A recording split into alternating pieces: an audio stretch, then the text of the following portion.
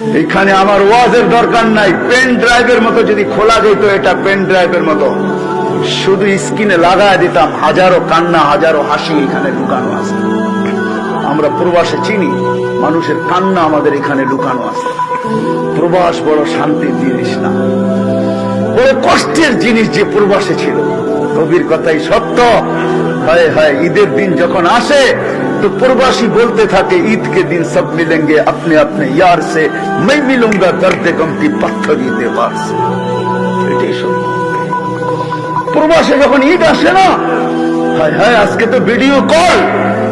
আপনাদের নোয়াখালীর কাহিনী আমার মনে আছে। আমি হজে উমরায় গেছি, চলে আসবো, ট্যাক্সি ভাড়া করছি, চেহারায় বোঝা যাইতেছিল না কোন দেশের। আমি বৈশাখী, আমি মনে করছি ইন্ডিয়া পাকিস্তানের হবে, নাদুর নাদুর চেহারা, সুন্দর। তো আমি উর্দুতে জিজ্ঞাসা করলাম, তোমার বাড়ি কোথায়? বাংলাদেশে। তাহলে আমি বললাম, তোমার সাথে তার উর্দু বলে কোনো দরকার নেই। কোথায় বাড়ি? কয় নোয়াখালী। কতদিন এখানে? কয় 25 বছর। বাড়ি গেছো কয়দিন পর পর বাড়ি যাও? 2 থেকে 3 বছর পর। আমি বললাম, মাইনা নিলাম 2 বছর পর, তাহলে 25 বছর আপনি 12 বার বাড়ি গেছেন, ঠিক না? তো বলে, হ্যাঁ হুজুর তাই হবে। তো আমি বললাম যে আপনি তো জীবনের কোনো মজাই দেখেন নাই। বছরে 25 বছরে 12 বার বাড়ি গেছেন। 2 মাস থেকে 3 মাস ছিলেন, 36 মাস। 3 বছর আপনি বাড়িতে ছিলেন, 23 বছরই আপনি বাহিরে আছেন। লাইফের তো কোনো মজা আপনি বোঝেন নাই। হয় হয় আমি জানি না, আমার কথার ভিতরে যে বিষ মাখানো ছিল।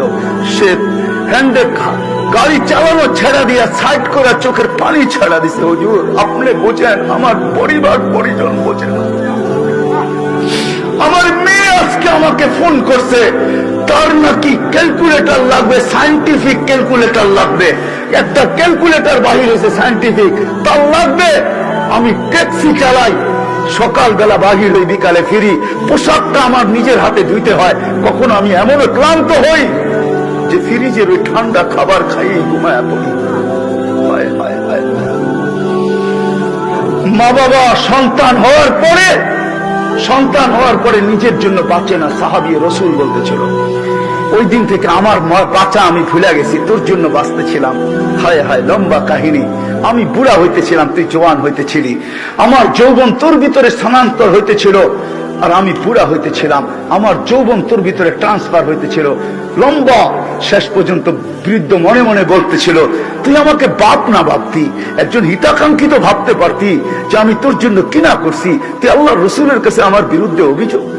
আল্লাহ রসুল আব্বাকে দেখেন নাই, কবিতা শুনতেছিলেন আর চোখের পানিতে বুক ভাসতেছিলেন। কবিতা যখন শেষ, তো যুবকের কলার জোড়া বলছে, কুম আনতা ওয়া মালুকা লি আবিকা, উঠ, তুই আর তোর মাল তোর বাপের জন্য, বাপের বিরুদ্ধে অভিযোগ। ঠিক না? ওই সন্তান জানে না বাপের কবর কোথায়, ওই সন্তান জানে না বাপের কবর কোনটা। করুণা ওইটাই দেখায় দিছে চোখে আঙ্গুল দিয়া। ওই সন্তান জানে না বাপের কবরস্থান কোনটা।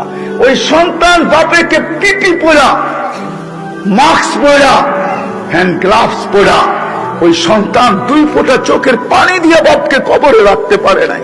ফোন করে বলছে, সৎ কাজ আপনারা করে আনেন, আমার বাপের করুণা হয়েছে, আমরা আসতে চাই না। হায় হায় হায়, এটার নামই দুনিয়া। আল্লাহকে চিনতে হইলে আল্লাহ আল্লাহ রসুলের গোলাম হইতে হবে। রাজি? ওয়াদা? পাক্কা? যুবকরা বুঝাইতে পারলাম?